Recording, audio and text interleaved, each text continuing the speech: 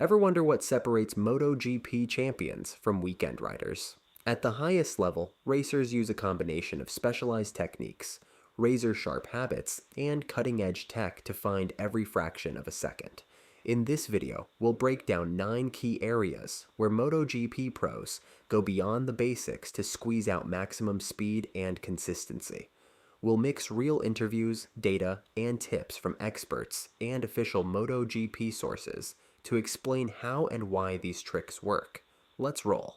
Number 1. Body position, hanging off, and aerodynamic tuck. MotoGP riders use their bodies as active tools. They hang off the bike to the inside of a turn, dropping their torso and knee towards the ground. This moves the center of gravity lower and to the inside, allowing the bike to remain more upright for the same cornering line. In practice, this means the tires have more grip and the bike can turn harder without dragging metal or losing traction. As Jack Miller explains, body position is as critical as riding precision. Riders train until they can slide off the seat and literally throw their weight uphill at corner entry. On the straights, riders tuck in tightly behind the fairing to reduce drag. Even small changes matter. Aerodynamic analysis shows a racer's posture. Head down, arms in, legs aligned. Can add roughly 10 plus mph top speed. Engineers note that bikes, despite their small size, suffer almost as much drag as a car, so every inch of rider crouch helps. In short, MotoGP pilots constantly shift and adjust their body to act as an air brake, or streamline. Jack Miller even throws himself up from his tucked position, and in that same motion slam the front brake, and he uses his upper body and an extended leg to help slow the bike. The result is maximum grip and top speed. Good bodywork plus perfect rider posture increases acceleration and minimizes wasted drag. Number 2. Precise throttle control. Huge MotoGP engines can twist very abruptly, so top riders are masters of the wrist. They roll on the throttle smoothly, even when pinning it out of corners, to avoid unsettling the rear tire. Instead of jabbing wide open, they build power progressively as they aim for the apex. If the rear starts to spin, they let electronics or finesse handle it. For example, Paul Espargaro describes a clever technique. On corner exit, he deliberately carries a slide and then drives onto the grippy curb paint, which instantly kills the wheel spin and bursts him forward like a turbo boost. In other words, he uses the track itself as a form of traction control, a method only a pro would risk. This level of throttle feel is what Casey Stoner meant when he said some riders would be much slower without modern aids. In practice, a MotoGP rider will unwind the throttle at exactly the right moment, usually around the apex, and smoothly open it as they straighten up, ensuring the rear tire always has grip. Done correctly, this maximizes drive out of every corner. Number 3. Brutal late braking. One of the biggest differences in MotoGP is how hard and late racers brake. They carry top speed far into corners. As Casey Stoner advises, the only way you can make a difference is to brake later to enter the corner. In concrete terms, this means braking points are etched in memory, and the front brake lever is pulled as hard as possible at the precise spot. Jack Miller explains that he slammed the front brake as hard as possible to get an initial pitch, forcing the front of the bike down, and the tire biting. Then, with tiny inputs, he modulates that grip quickly, feathering off if he feels the front wheel lock. Riders also use their entire body during braking.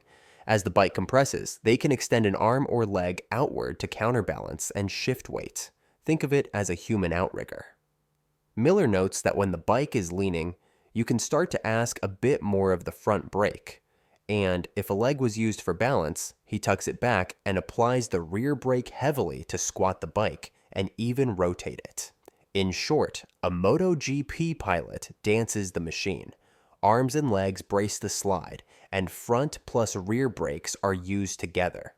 Some riders even add a thumb lever for rear brake to keep both tires on the limit. Number 4. Cornering technique. Lines, lean angle, and continuity. Elite racers optimize every turn. They follow the ideal racing line, usually entering wide, clipping the apex, and exiting wide, to maintain the largest radius and highest speed. They apex at just the right moment so that they can roll on power as soon as the bike straightens. While we don't have a simple quote for this, MotoGP tire experts confirm that better cornering confidence from grip lets riders accelerate earlier and brake later. In practice, this means hitting the apex in the middle of the corner and gradually rolling on the throttle before full upright. If done too early or too late, traction is compromised. As the MotoGP blog points out, extra grip from tire choice improves a rider's cornering ability and increases their confidence to overtake and to hit the brakes as late as they can, exactly what works out on track. Additionally, every MotoGP rider constantly reads the track.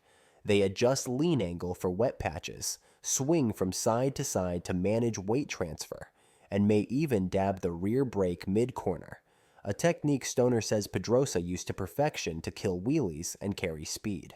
Number 5. Tire management and selection. Even the best bike can't go fast if the tires are scrubbed or overheated. MotoGP riders manage their rubber both before and during a race. First, they choose the right compound. Soft tires grip quickly but wear fast. Hard tires last longer. Getting the compound choice right improves the feeling on the bike, which will positively impact lap times. In the race, they gently modulate throttle, brakes, and lean to avoid excessive sliding. Every bit of spin heats up and wears the tires. Repsol Honda's crew chief Santi Hernandez explains that when grip falls off the rear, the tire just spins and you lose time. In contrast, a bike with good tire grip lets the rider blast out of corners. Hernandez notes, "The more grip you have, the better the acceleration. With no grip, the rear tire just spins and you lose time." MotoGP riders are disciplined with pace as well. They won't push flat out if it kills the tires too early. Instead, they ride at a pace that preserves the profile. By lap 10, if a tire choice or style is wrong, lap times evaporate. Number 6. Aerodynamics, wings, fairings, and slipstreaming. Modern MotoGP bikes feature small winglets and tightly faired bodywork for a reason. Aero devices produce downforce to suppress wheelies and improve high-speed stability. As Paul Espargaro notes, MotoGP Aero must make the bike turn, stop wheelies, and give the bike a huge top speed, a very difficult balance. In practice, tiny wings on the fairing or belly pan keep the front wheel planted under acceleration, so riders can get on the throttle earlier without flipping up. This gives a noticeable speed boost out of corners and on drags. Meanwhile, the bodywork and rider tuck reduce drag. As one analysis points out, even with a smaller frontal area than a car, a bike can have nearly double the drag coefficient of a car because of all the exposed parts. Therefore, top racers spend extra effort refining what little drag they can. Small hand fairings, a tight helmet tuck, and even foot angle count. In fact, streamlining can yield a surprise gain on the order of 10 miles per hour on a straight. And in traffic, riders exploit slipstreams, drafting behind another bike to gain a run. When one rider follows closely, they enter the slipstream and virtually slingshot past once the rider ahead pulls out. Number 7. Electronics and bike setup. Today's MotoGP bikes are loaded with electronics, traction control, engine maps, wheelie control, ride height devices, and more. Rather than remove rider skill, these systems let riders exploit the bike to its edge. However, top racers still know how to use them as tools. For instance, Casey Stoner points out that electronics now mask what used to be purely rider skill. Riders' control elements, such as traction, tire management, and wheelie risk, are masked by electronics. He even says many frontrunners wouldn't get the same results if traction control were removed. They are often faster than they should be. In other words, part of going faster is learning to manage or even bypass these aids. Another example is the ride height device, a small exhaust port at the rear. Maverick Vinales explains that with the old ride height tool off, a rider must control wheelies themselves. You cannot open full gas whenever you want, because the bike will stand up hard. This means riders with superior throttle/rear brake finesse suddenly gain an edge. In practice, MotoGP stars constantly toggle engine maps and use their electronics menus mid-race. It's part of being competitive. Number 8. Racecraft and strategy. Speed isn't just about your own lap time, it's how you use it in traffic. MotoGP racers develop exceptional racecraft, knowing when and where to overtake, defend, or follow. For example, they will time a pass by dropping in behind another rider to benefit from his slipstream, low pressure air, on a straight, then pull out and use their better drive to surge ahead. They also choose lines in battle, sometimes a tighter line to break the toe of someone behind, or a slightly different entry to unsettle them. Another aspect is race pacing. World champions often manage the first few laps to save tires or to capitalize on others' mistakes.